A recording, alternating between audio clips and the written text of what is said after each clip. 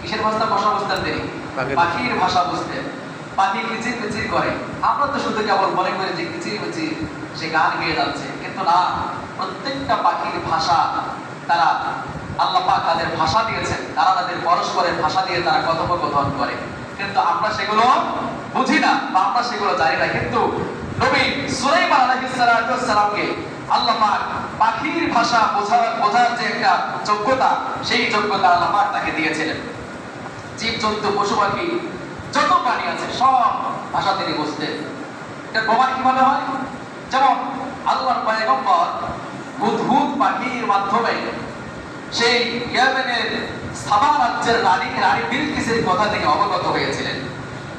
আল্লাহর পয়গম্বর সুলাইমান আলাইহিস সালাতু ওয়াস সালাম তিনি তার দলবল নিয়ে সফরে বের হয়েছেন।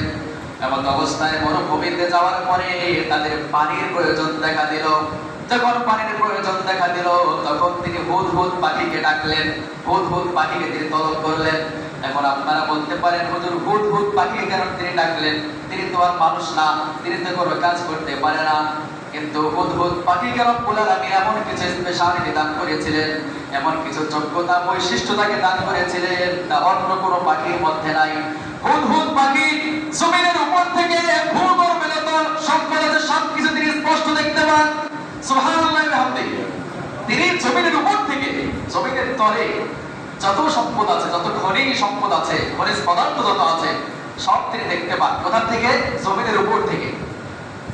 তিনি দেখতে পান কোথায় প্রবাহমান পানি আছে, কেননা মরুভূমিতে বালু খনন করে করে পানি উত্তোলন করতে হবে, ঠিক না?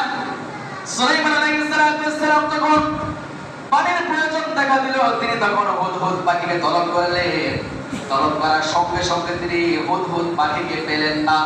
তিনি রাগে গোসায় তিনি অগ্নি শর্মা হয়ে যাচ্ছেন।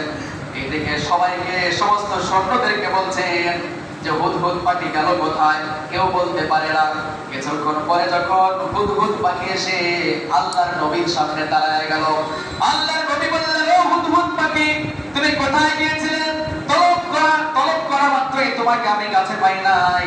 এখন তোমাকে যদি তলব করা মাত্রই কাছে না পাওয়ার যথাযথ কারণ দর্শাতে না পারো, তবে তোমাকে আমি জবাই করে ফেলবো, তোমাকে আমি হত্যা করে ফেলবো।